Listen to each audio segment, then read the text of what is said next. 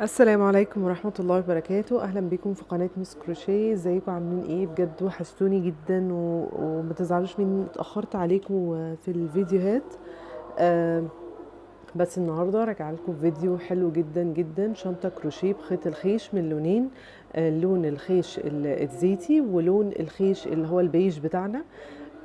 هنعمل ده الوش الأول بتاعه، وده هوريكم بيتعمل ازاي، وبعد كده هكمل الوش كامل.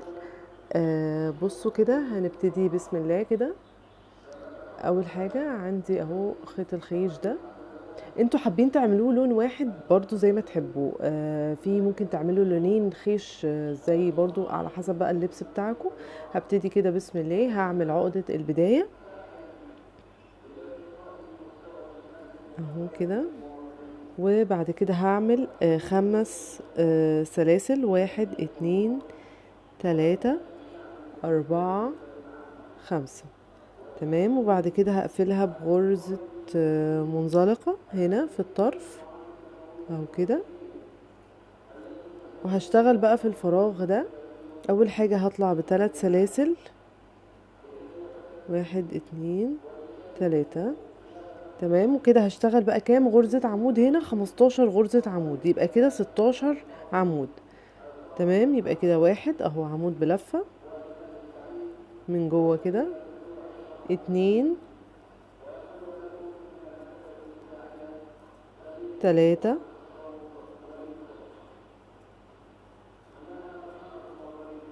4. هعمل لحد ما اوصل يبقى عندي هنا 16 عمود مع بعد ده معايا 3 سلاسل دي بمثابة عمود. هخلص وارجع لكم. رجعت لكم تاني كده اهو، خلصت 16 عمود. هبتدي اعمل في تالت سلسلة غرزة منزلقة اهي كده. تمام. وبعد كده هطلع بمثابة هعمل 3 سلاسل، 1 2 3، ده بمثابة عمود، وهزود سلسلة كمان. تمام. وهشتغل بعديها على طول غرزة عمود بلفة فوق العمود اللي بعده اهو كده، عمود بلفة. وبعد كده هعمل سلسلة، وبعد كده هشتغل عمود فوق العمود. يبقى ده هزود سلسلة كأني بوسع الدايرة بتاعتي، ازود سلسلة واشتغل عمود فوق العمود، وهكذا اهو كده. هو ازود سلسلة واشتغل عمود فوق العمود، ازود سلسلة اشتغل عمود فوق العمود. هخلص لحد ما اوصل للنهاية بتاعتي. هخلص وارجع لكم تاني. بص كده، رجعت لكم اهو اخر سطر انا عملت اهو اخر عمود. بعمل ما بين بقى العمود ده واللي هو العمود البداية هعمل سلسلة برضو. يبقى انا اهو قفلت بسلسلة، وبعد كده في تالت سلسلة، في تالت واحدة، لان احنا في واحدة عاملينها سلسلة، بعمل منزلق. تمام. هرتفع برضو ب3 سلاسل كده. احنا عندنا السلسلة دي هشتغل فيها ايه؟ هشتغل عمودين بلفة. تمام. انا كده عشان اكبر معايا الدايرة، يبقى انا كده في السلسلة عملت عمودين بلفة، هيقابلني بعديها عمود هشتغل فيه عمود بلفة فوقيه عادي جدا. تمام. اهو كده اشتغلت عمود بلفة. طيب في السلسلة دي هعمل عمودين بلفة اهو، عمودين بلفة عند السلسلة. تمام. وفوق كل عمود اهي هعمل برضو عمود بلفة عادي اهو. يبقى كده عمودين بلفة فوق السلسلة.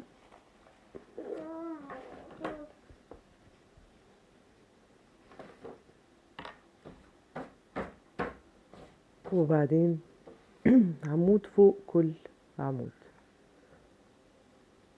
وضحت كده بالنسبة لكم؟ يبقى كده احنا عملنا اهو فوق السلاسل عملت عادي 3 سلاسل، وبعد كده هيقابلني السلسلة هشتغل فيها 2 عمود، وبعد كده فوق كل عمود هشتغل عمود في السلسلة هشتغل عمودين. هخلص وارجع لكم تاني.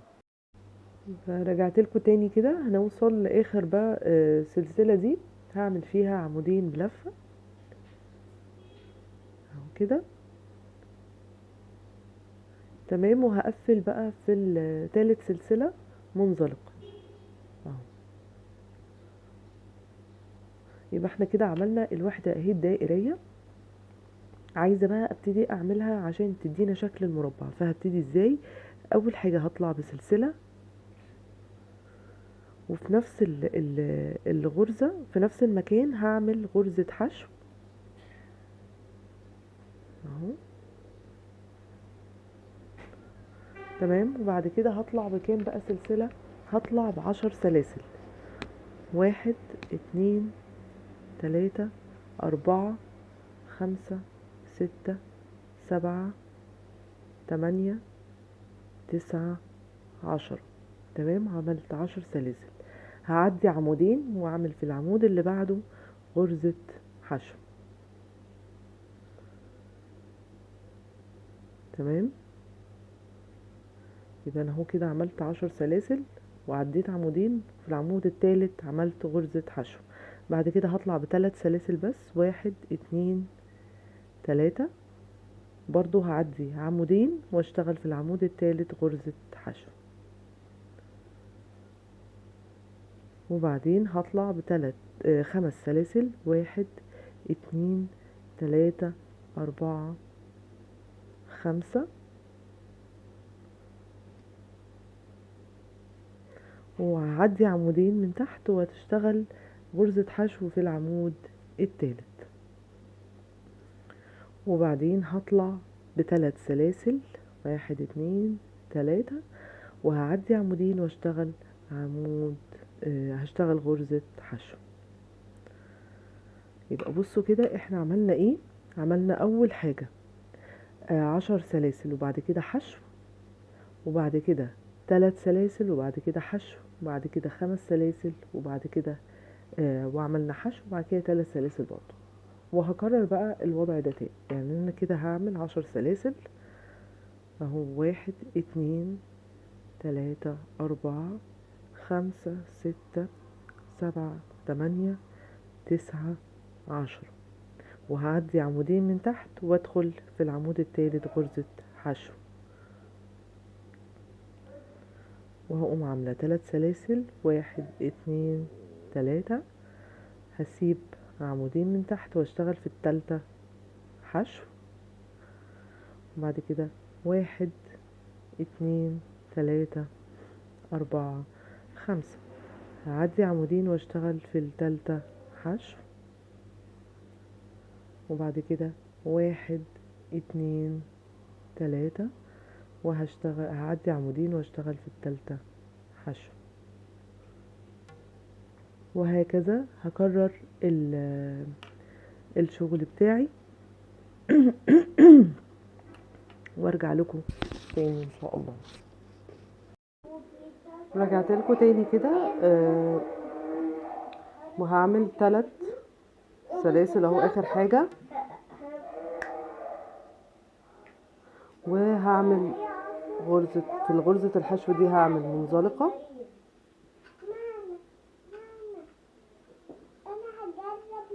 وهعمل منزلقة تاني جوه. وبعد كده هطلع بايه؟ هطلع ب3 سلاسل. 1 2 3 دي بمثابة عمود. وبعد كده هشتغل 1 اول عمود كده. تاني عمود هعمل 5 عواميد في الجنب ده. يبقى 1 2 3 4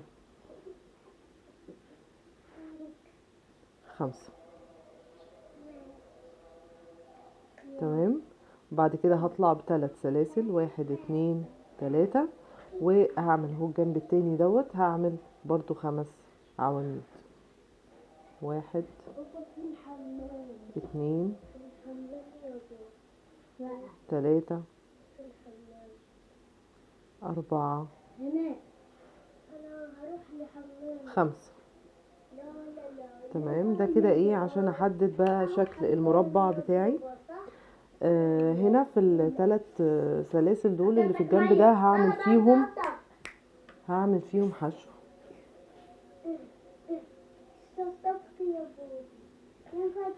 تمام. وبعدين هشتغل في الخمس سلاسل دول، هشتغل 7 عواميد. يبقى كده 1 2 3 4 5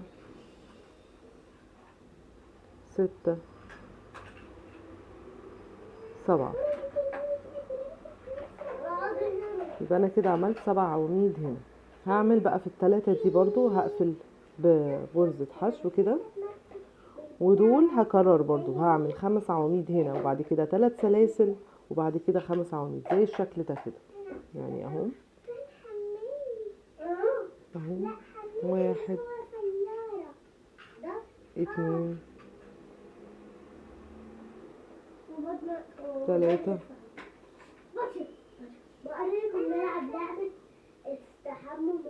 4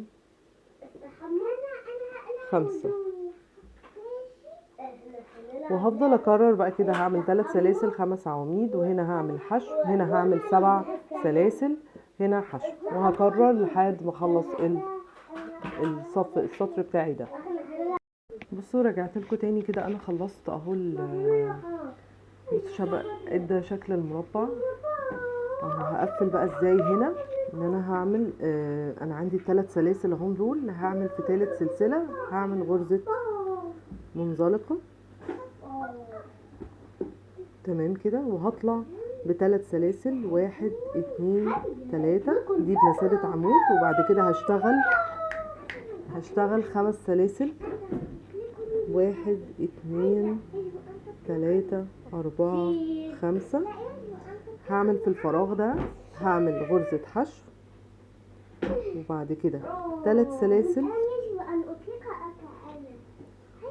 وبعدين هشتغل برضو في نفس الفراغ غرزة حشو. تمام. وبعد كده هشتغل ايه هنا؟ هعمل 5 سلاسل 1 2 3 4 5. وفي غرزة الحشو فوق غرزة الحشو هعمل عمود بلف.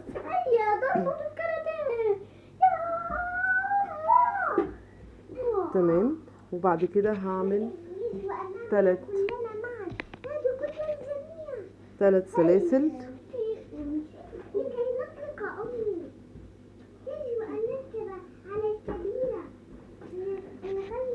وفي النص هعمل غرزة حشو، وبعدين هشتغل 3 سلاسل، وهعمل هنا عمود بلفة، غرزة فوق غرزة الحشو، وبعد كده هشتغل هنا 5 سلاسل 1 2 3 4 5. وهعمل غرزة حشو، وبعدين هشتغل 3 سلاسل وغرزة حشو، وهكرر نفس النظام اهو كده.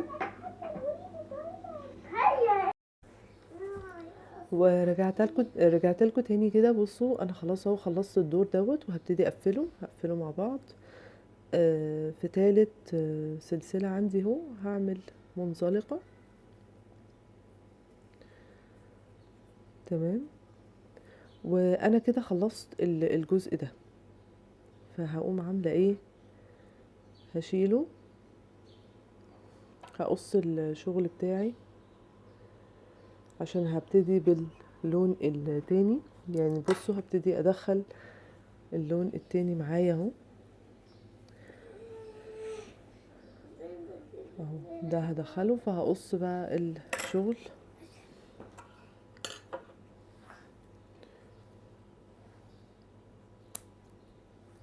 انا الخيط التاني هشتغله على فتلتين، لان بص سمك الخيط ده انتوا لو عندكم نفس اللون الذهبي او اللون البيج نفس السمك ده عادي اشتغلوا بيه، لكن انا عندي رفيع شوية فهبتدي على فتلتين عشان يبقى ماسك نفسه. بصوا عندي الخيط رفيع ازاي، فهبتدي اشتغل عليه على فتلتين. فبس هقوم طلع ده كده، وهعمل هنا عقدة البداية.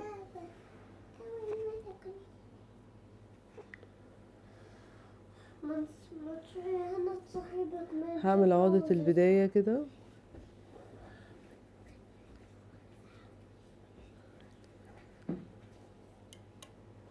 وهبتدي اشتغل هنا. هعمل كام عمود؟ هعمل 5 عواميد. هطلع الاول ادير الخيط معايا، هطلع ب3 سلاسل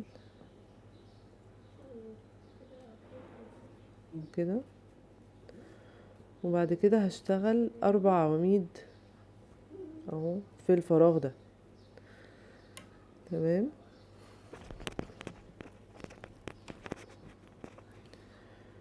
واحد، اتنين،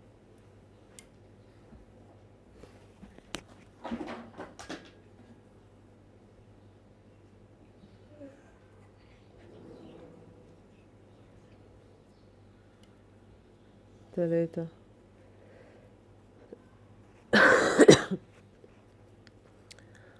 أربعة. يبقى أنا كده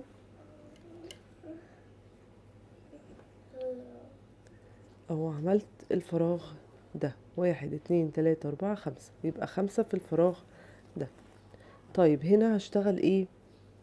الفراغ اللي هو في الطرف ده هشتغل عمودين بلفة. حاول اداري الخيط بتاعتي، عمودين بلفة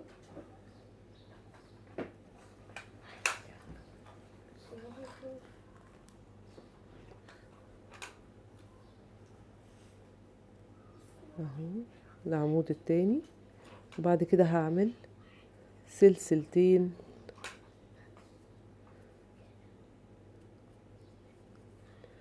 وهشتغل عمودين بلفة برضو في نفس الفراغ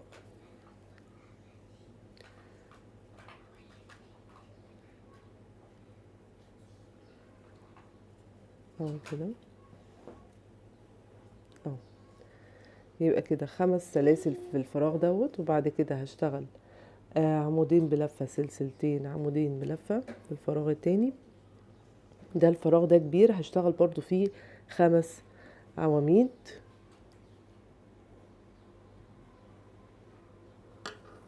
اهو كده.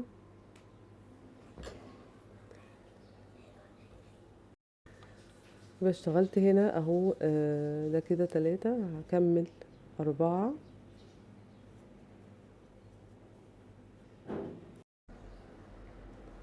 وهشتغل 3 عواميد. يبقى هشتغل هنا 3 عواميد اهو، دول فيهم 3 سلاسل. الفراغ اللي فيهم 3 سلاسل دول هشتغل فيهم 3 عواميد.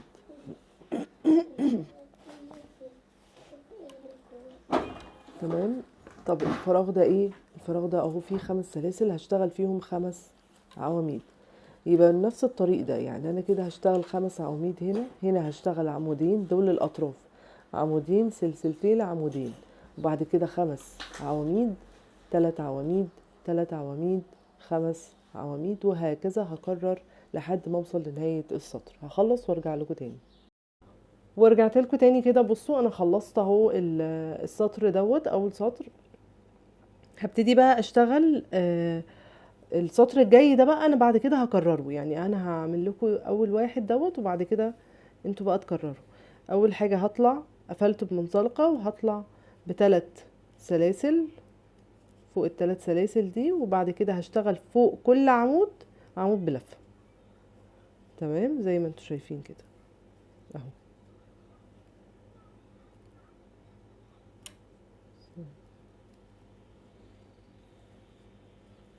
اهو. اهو فوق كل عمود من دول عمود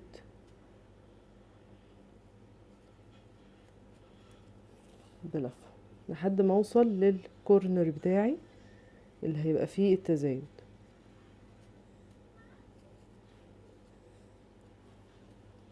اهو كده.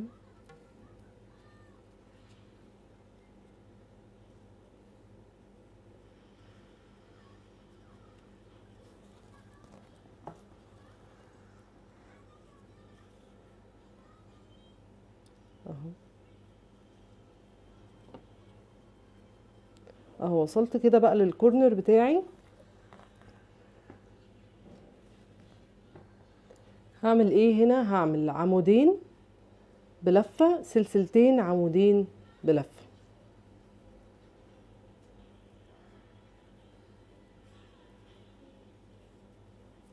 عمودين بلفة اهو كده، سلسلتين.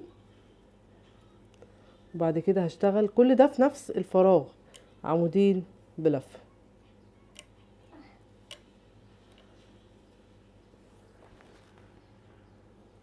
اهو كده تمام. وهشتغل برضو، هرجع بقى تاني فوق كل عمود هشتغل عمود بلفة، وهكذا لحد ما اوصل. هكرر بقى السطر بتاعي ده لحد ما اشوف العرض اللي انا عاوزاه. هكرر، هخلص الارتفاع العرض بتاع الشنطة، وارجع لكم تاني نشوف هنعمل الارتفاع ازاي. ورجعت لكم تاني كده. بصوا انا خلصت اهو الدور. انا عملت كده كام دور؟ 1 2 3 4، 4 ادوار بنفس الطريقة بنفس التكرار. هقفل بقى اخر واحد دوت منزلقة، وبعدين هقوم قصة الخيط بتاعي. هعمل سلسلة كده واقص الخيط بتاعي لان هبتدي من جزء تاني. اهو بس تمام كده. اهو انا كده قصيته. هبتدي بقى اشتغل من الطرف ده، الطرف ده كده. بصوا هنبتدي انا اشتغل من هنا عواميد لحد ما اوصل للطرف ده. هعمل مرتين داير داير، مفيش اي تزايد عندي. في الطرفين دول هعمل عمودين بلفة، وهنا عمودين بلفة في الفراغ بس كده. يبقى كده هشتغل مع بعض.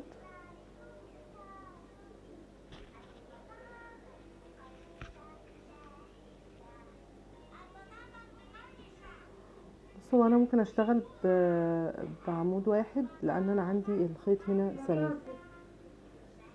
اهو كده. وهطلع ب3 سلاسل، وهعمل هنا عمود بلفة في نفس الغرزة برضو.